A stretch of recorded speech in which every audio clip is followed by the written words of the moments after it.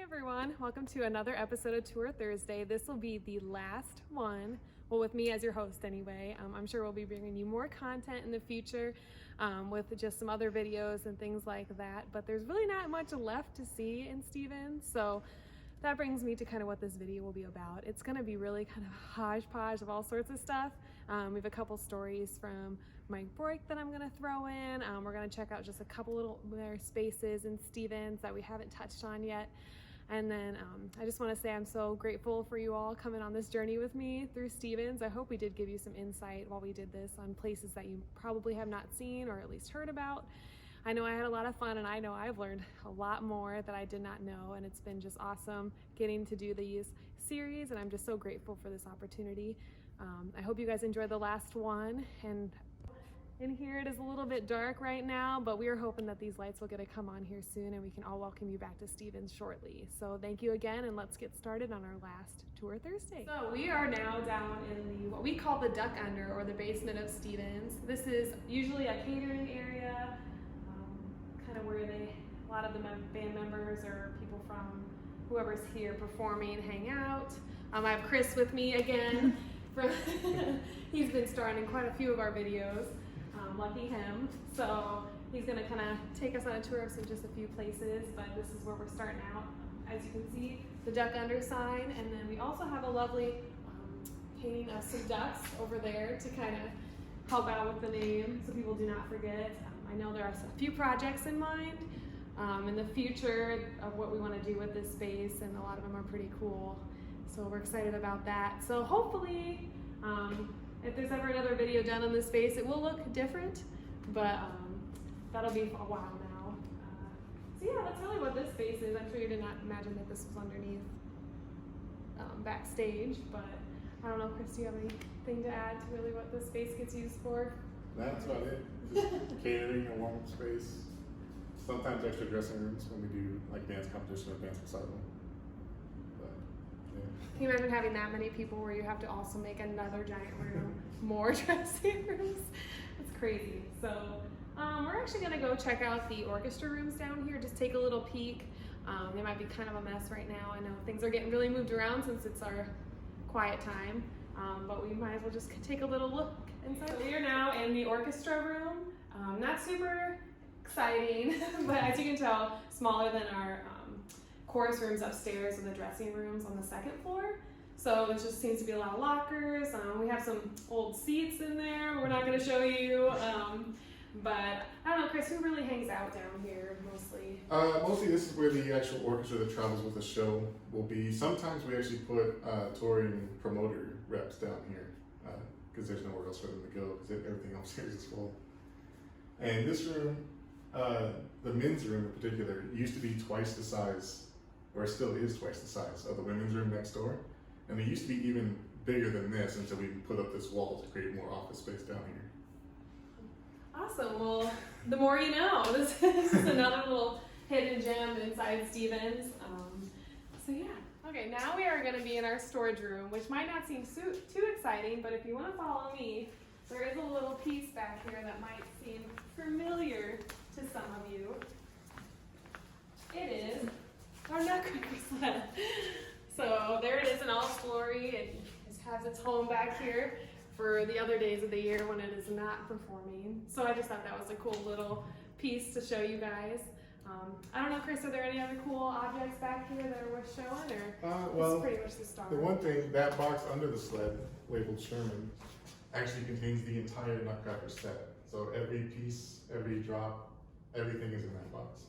Wow, that is a lot to fit in just one box.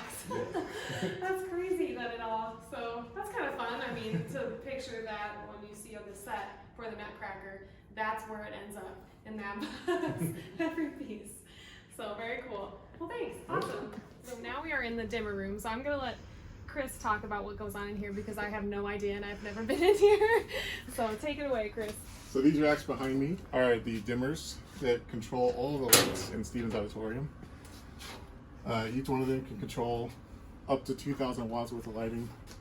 There's about 190 of them. So, here we go. This is where all the lights apparently are contained. So That's actually pretty cool too. You would think that there would be a ton of rooms or, for a building this size, and then here we are. So very cool. Awesome. Thanks for sharing. Hello, everyone. Today we are going to give away some secrets. When you are here in the audience looking at the seating area and you look up at the ceiling, it certainly looks like it's all wood. But actually, if you look much closer at the area right in front of the main curtain, that is not wood. That is actually brown speaker cloth with wood strips applied over the top of it. That is there to hide the 5 speaker clusters that were installed in 1969, designed by Paul Veneklausen, who was a world-renowned acoustic designer who designed the entire inside of Stephens, the seating area, and the orchestra shell to work together to be one acoustic unit. He also designed the sound system, and he was a big proponent of floor microphones. And so, in the front of the stage, there are 5 pockets in the floor for floor microphones to be plugged in that correspond to the 5 speaker clusters up overhead, so that to get the most gain before feedback, one microphone would be routed directly to one speaker cluster. Now, you might think that you would only cover one portion of the seating area with one speaker cluster. So the one farthest off to stage right would just cover this part, the next one a little bit farther in. But no, each one of those 5 speaker clusters is designed to cover the entire house equally, so that as an actor walks across the stage, acoustically, their image moves across the stage with them.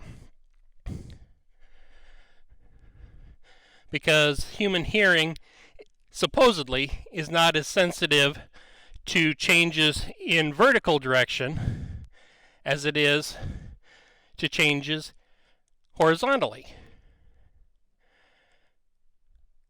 Next, we're going to go up into the area in the ceiling above this false front and take a look at the backside. Okay, so here we are at catwalk number 1. So this is the area above the orchestra pit, and the trapezoidal shaped structures that you see are the 5 speaker clusters across.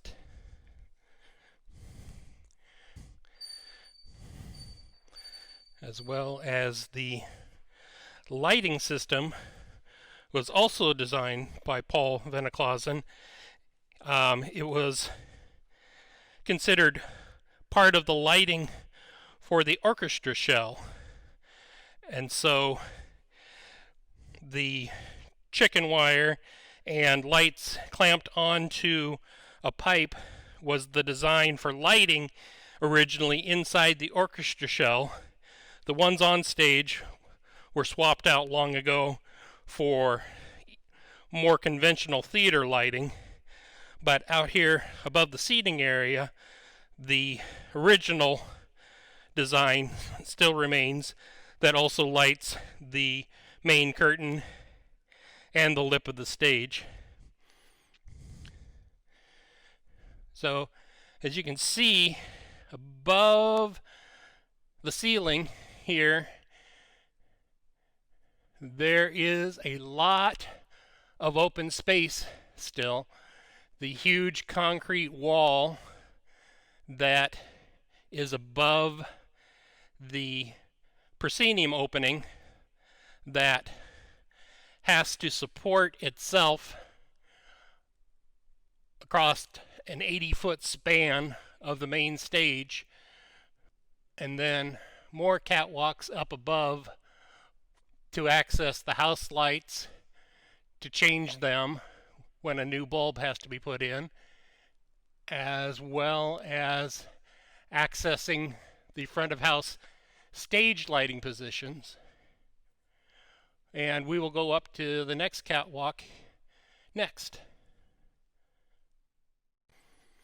So here we are on catwalk number 2, above the area where we just were.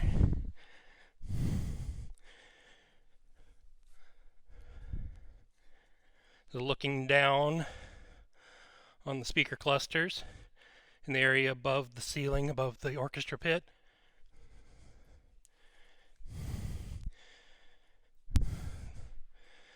The structure that supports the roof and holds up the ceiling out above the seating area. One other secret is that the area right in front of the curtain is not the only portion of the ceiling that is just speaker cloth. A little bit farther back, there's another area that Paul Veneklausen designed in that has a flat surface and curtains in front of it, so that the acoustics inside the seating area can be adjusted by exposing or hiding more of that flat area with soft curtains in order to tune the amount of reverberation out in the seating area.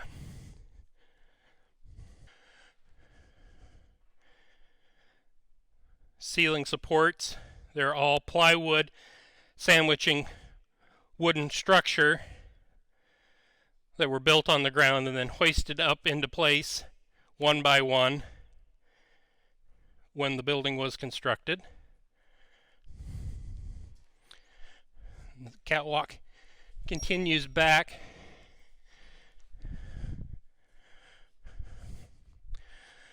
to the front of house lighting position, where lights can be focused on the actors from the front. So a catwalk that accesses all of those lighting instruments. And then heading back towards the back of the seating area are catwalks for accessing the heating ducts and the house lights to change out lamps as they burn out.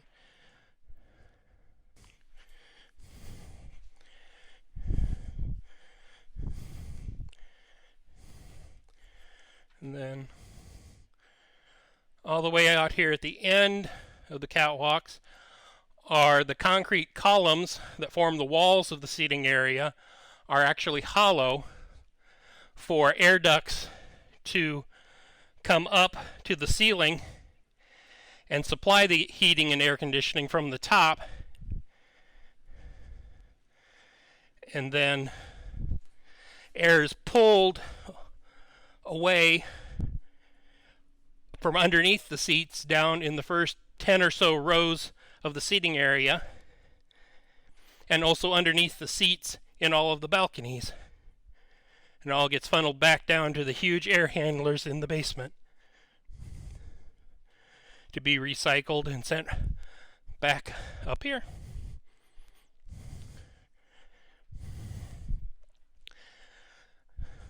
So this is the huge space above the ceiling. The various sheets of plastic that you see attached. Occasionally we get roof leaks, and so that catches the water before it falls down on anybody. A 50-year-old building has had numerous roof repairs over the years, and rather than taking the plastic down after each repair, it just stays up here and gets moved from place to place when new leaks develop.